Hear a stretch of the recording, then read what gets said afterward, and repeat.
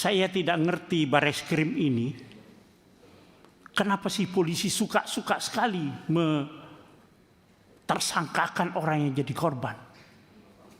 Pada saat itu jujur saya merasa sangat hancur, sangat sedih dan bingung. Ada saat-saat di mana saya merasa harapan saya sebagai warga negara hampir habis. Namun hari ini saya berdiri di sini karena negara hadir. Komisi 3 DPR RI yang telah menuntun, mendampingi dan membawa saya kepada hari ini. Ya, rekan-rekan anggota Komisi 3 sekalian,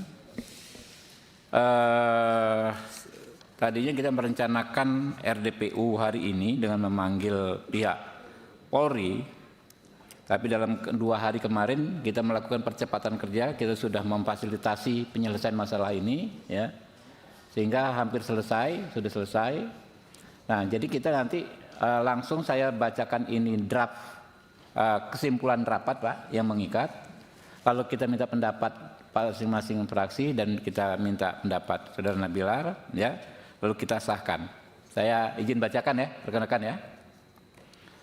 Kesimpulan rapat dengar pendapat umum Komisi 3 DPR RI dengan Nabila Obrian beserta kuasa hukumnya.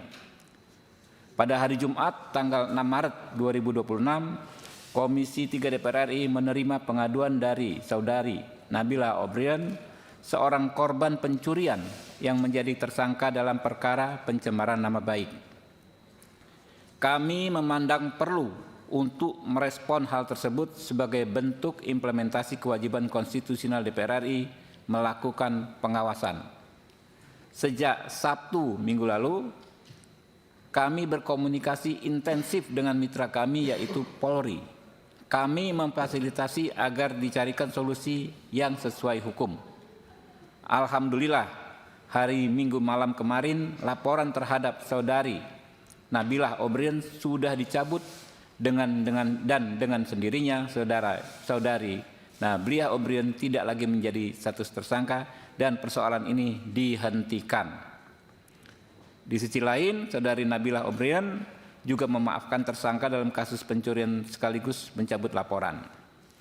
Komisi 3 DPR RI sebagai pihak yang membahas dan mengesahkan KUHP dan KUHP baru berkomitmen memastikan 2 karya agung tersebut benar-benar bisa diterapkan mulai dari semangatnya, asas-asasnya hingga norma hukumnya.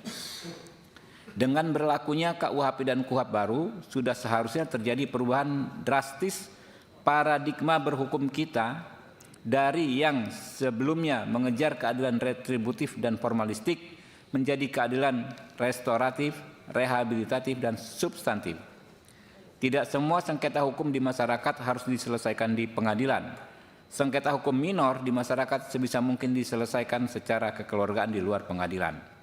Secara khusus, Presiden Prabowo Subianto menitip pesan kepada kami untuk menghindari kekeliruan dalam proses peradilan atau miscarriage of justice untuk memastikan orang kecil yang berperkara bisa tersenyum karena mendapatkan keadilan. Komisi 3 DPR RI telah melaksanakan rapat khusus pagi tadi baru saja membahas masalah ini dengan ini kami menyampaikan kesimpulan rapat yang mengikat secara hukum sebagai berikut. 1. Komisi 3 DPR RI meminta aparat penegak hukum dalam mengusut tindak pidana khususnya terkait ujaran dan pencemaran nama baik untuk mempedomani ketentuan pasal 36 KUHP baru yang mengatur tidak seorang pun bisa dimintai pertanggungjawaban pidana tanpa pemenuhan unsur kesengajaan yang tak terbantahkan. 2. Komisi 3 DPR RI menilai Saudari Nabila Obrian secara nyata tidak memenuhi unsur melawan hukum dan unsur kesengajaan untuk memfitnah atau mencemarkan nama baik orang lain. 3. Komisi 3 DPR RI mendukung pencabutan status tersangka terhadap Saudara Nabila Obrian dan penghentian perkara ini dengan mekanisme restoratif justice yang tidak memberatkan. Saya minta pendapat singkat dari Voksi PD Perjuangan. Saya persilakan. Terima kasih pimpinan. Yang terhormat pimpinan Komisi 3, anggota Komisi 3 dan bapak-bapak, ibu-ibu dari yang punya warung, Ibu Nabila ya. Kami dari fraksi PDI Perjuangan melihat kasus ini memang baru hari ini saya ikut dengan tadi pagi barusan melihat kasus ini dari Ibu Nabila ini tidak bisa dipidana memang.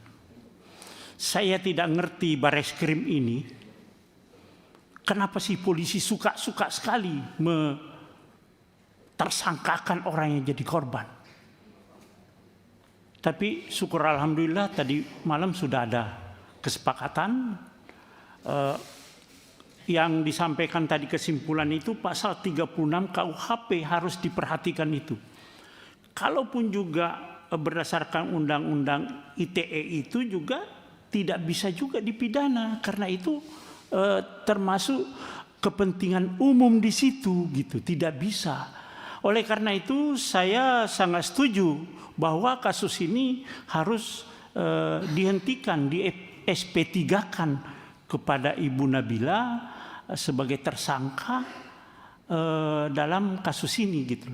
Saya minta kepada Bareskrim Polri segera meng-SP3-kan ini, tapi saya kira sudah ada tadi malam semuanya. Dan saya minta Polri seluruh Indonesia, mulai dari Bareskrim, Polda, Polres, tidak ada lagi yang terjadi seperti ini. Kenapa mencari-cari salah orang gitu loh. Saya minta Polri ini sudah lebih adil lah di dalam melakukan langkah-langkah penyidikan. Ingat di KUHP yang baru juga ada itu. Ketika penyidik melakukan suatu kesalahan akan dilakukan sanksi, baik itu administrasi, etik maupun pidana. Oleh karena itu harus betul-betul dibaca KUHP yang baru ini yang sudah berlaku dan betul-betul itu dipedomani dan dilaksanakan. Saya kira itu Pak Ketua. Terima kasih. Assalamualaikum warahmatullahi wabarakatuh. Jadi setuju Pak ya? Siap, setuju. Sangat setuju Pak Ketua. Pak Riguanto, Partai Golkar. Terima kasih Pak Ketua. Ini perkara unik ya. Kalau dulu itu jelas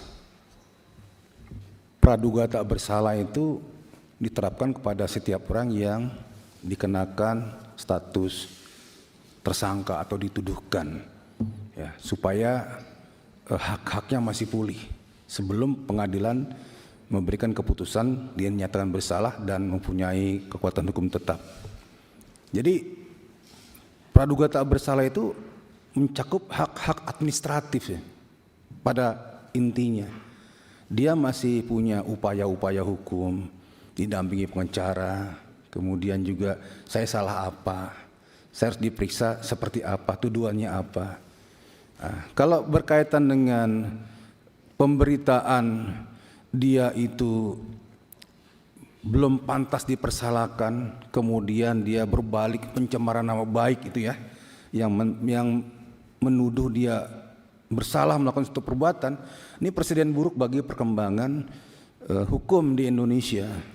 Bayangkan ya. Jadi di kampung kita itu ada keamanan setempat. Keamanan setempat itu salah satunya adalah membuat jaringan CCTV di kompleks perumahan atau rumah pribadi. Nah, mereka pastinya ingin mengetahui apakah nanti ada pencurian di sini atau pencurian itu bisa tertangkap nggak dengan saya pasang CCTV, kami pasang CCTV. Ya. Setelah terpasang ternyata ada pencurian dan kelihatan ciri-cirinya. Logika umumnya adalah aparat setempat itu, satpam, masyarakat dan lain-lain segera menyebarkan berita tentang ada pencurian dan tayangannya seperti apa. Dengan gerakan cepat mereka tutup sana, tutup sini, tutup situ, akhirnya tertangkap. Nah, kemudian kalau mengacu kepada kasus ini, si maling bilang, loh, saya kan belum ditetapkan pengadilan sebagai yang tersangka yang dipersalahkan atau terdakwa yang dipersalahkan dan dikuatkan dengan putusan pengadilan. Jadi nggak boleh dong kamu tayang-tayangkan seperti itu. Ini analoginya ya. Jadi lucu jadinya. Apalagi di dunia digital sekarang ini yang luar biasa, setiap orang itu dalam kehidupan sehari-harinya bisa merekam dirinya sendiri maupun di lingkungannya menjadi sesuatu yang tidak bisa terbantahkan. Ya. Jadi tidak absolut itu yang praduga tak bersalah itu. Yang dalam konteks ini ya, apalagi untuk kepentingan umum. Saya setuju Pak Ketua, ini dihentikan ya supaya masyarakat juga jangan takut melapor tentang kejahatan yang ada di sekitarnya. Dari Partai Golkar setuju sekali untuk ini diselesaikan secara baik. Terima kasih. Oke, berikutnya dari Gerindra, Pak Rahul. Terima kasih pimpinan. Kami, Voksi Partai Gerindra, setuju perdamaian dan penghentian kasus Saudara Nabila karena secara nyata tidak memenuhi unsur melawan hukum dan unsur kesengajaan untuk memfitnah atau mencemarkan nama baik orang lain pimpinan. Mungkin begitu pimpinan. Oke, Pak Endang, setuju? Terima kasih pimpinan. Yang saya hormati pimpinan dan seluruh rekan anggota Komisi 3, yang saya hormati Ibu Nabila Obrien beserta rombongan. Mohon izin menyampaikan bahwa kita ketahui dalam hukum pidana Indonesia kan seorang baru dapat dinyatakan bersalah kalau memenuhi 2 unsur ya. Kalau nggak mens rea dan actus reus. Nah, saya melihat bahwa perbuatan yang dilakukan Mbak Nabila ini belum memenuhi 2 unsur itu. Karena perbuatan yang dilakukan mungkin tidak bertujuan untuk menghina, mencemarkan nama baik. Tapi mungkin agar supaya hal seperti itu tidak terjadi di warung-warung atau di restoran-restoran lainnya. Jadi untuk itu kami setuju jika kasus ini dihentikan. Terima kasih. Ya. Sebelum lanjut ke PKS, saya informasikan rekan-rekan wartawan diperkenankan bawa kamera ke bawah, karena nanti kita ada penyerahan ini ya, penyerahan hasil rapat. Yang di atas, baru waktu ke bawah, silakan. PKS. Assalamualaikum warahmatullahi wabarakatuh. Yang kami hormati pimpinan dan teman-teman Komisi 3, yang kami hormati Saudari Nabila dan kuasa hukum, saya dari Partai Keadilan Sejahtera.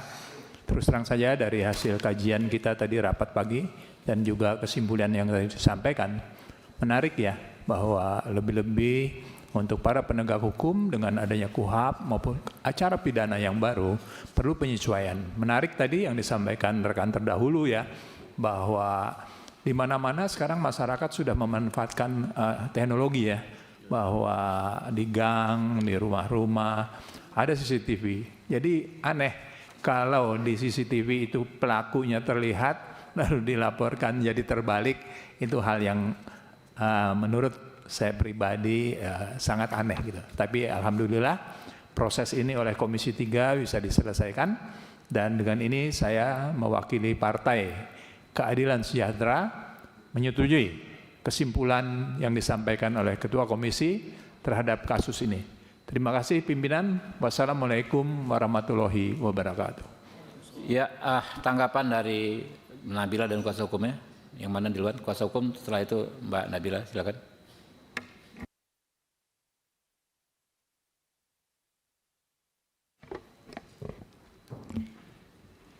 Yang terhormat pimpinan Komisi 3 DPR RI, Bapak Habibur Rahman, terima kasih telah mengundang kami hari ini. Yang kami percaya pasti untuk keadilan rakyat, yaitu Ibu Nabila. Dari kemarin memang selama proses izin anggota Dewan, memang banyak kejanggalan-kejanggalan yang terjadi gitu. Kami selaku kuasa hukum membedah KUHP sedemikian rupa, memang tidak ada satupun unsur yang terpenuhi dari apa yang telah dilakukan oleh klien kami.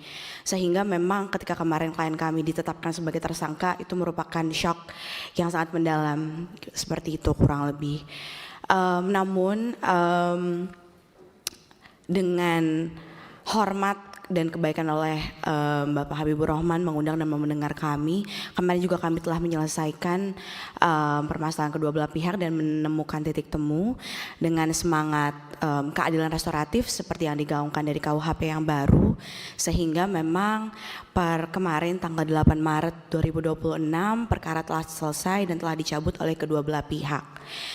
Kami selaku penegak hukum juga di sini berharap keadaan ini atau kejadian ini bisa diambil hikmahnya yang baik oleh seluruh penegak hukum yang ada. Kami lihat juga di berita berkali-kali korban dijadikan tersangka. Ini semoga tidak menjadi hal-hal yang terus terjadi, karena memang klien kami ini adalah korban yang sedang menyuarakan kepentingan publik dan juga pembelaan diri melalui CCTV-nya. Sehingga dari kami sangat menghargai, bersyukur dan menghormati kesimpulan rapat hari ini. Terima kasih untuk pimpinan di seluruh anggota Dewan. Oke, Mbak Nabila, ada yang disampaikan?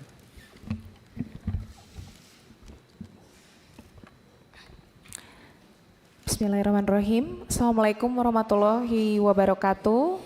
Salam sejahtera bagi kita semua. Shalom, Om Swastiastu, Namo Buddhaya, salam kebajikan.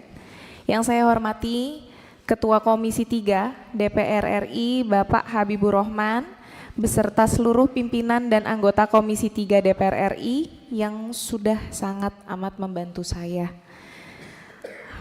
Yang saya hormati Ketua DPR RI Ibu Puan Maharani, Wakil Ketua DPR RI Bapak Sufmi Dasko Ahmad, serta seluruh pimpinan DPR RI. Saya juga ingin menyampaikan penghormatan khusus kepada Presiden Republik Indonesia Bapak Prabowo Subianto yang selalu menegaskan pentingnya perlindungan hukum bagi seluruh rakyat Indonesia, dan kepada seluruh pihak yang hari ini berkenan hadir dan mendengarkan. Pertama-tama izinkan saya menyampaikan terima kasih yang sebesar-besarnya atas kesempatan yang diberikan kepada saya untuk hadir di forum yang terhormat ini.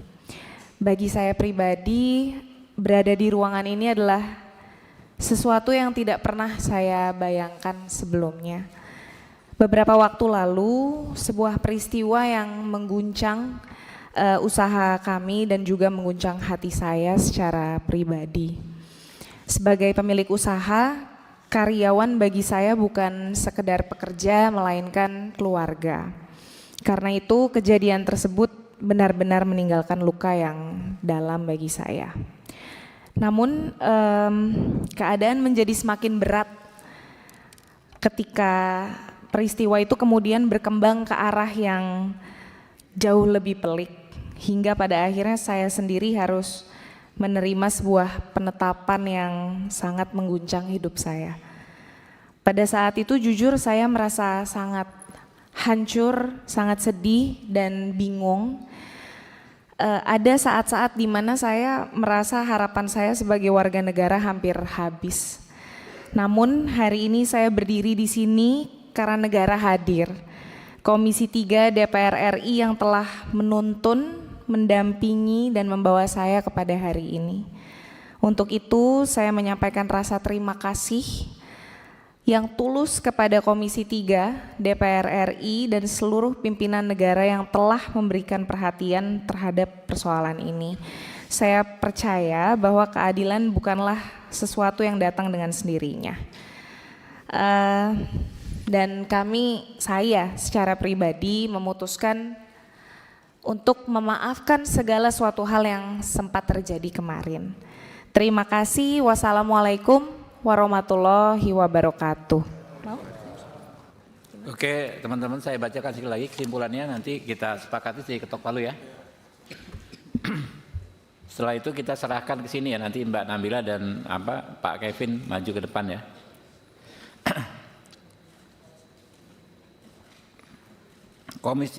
Komisi 3 DPR RI tadi pagi sudah melakukan rapat khusus untuk membahas masalah ini ya, dan dengan ini kami menyampaikan kesimpulan rapat yang mengikat secara hukum sebagai berikut. 1. Komisi 3 DPR RI meminta aparat penegak hukum dalam mengusut tindak pidana khususnya terkait ujaran dan pencemaran nama baik untuk mempedomani ketentuan pasal 36 KUHP baru yang mengatur tidak seorang pun bisa dimintai pertanggungjawaban pidana tanpa pemenuhan unsur kesengajaan yang tak terbantahkan.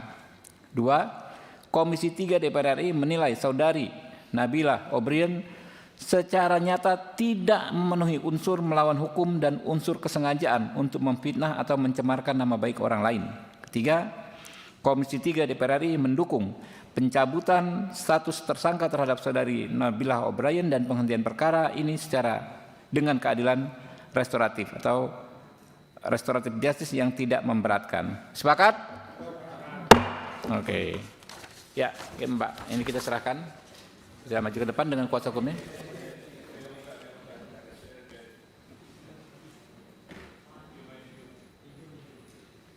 Oh, nggak apa-apa teman-teman. Kita ke depan aja. Ada dampingnya kawan-kawan, nggak apa-apa. Ya, ya.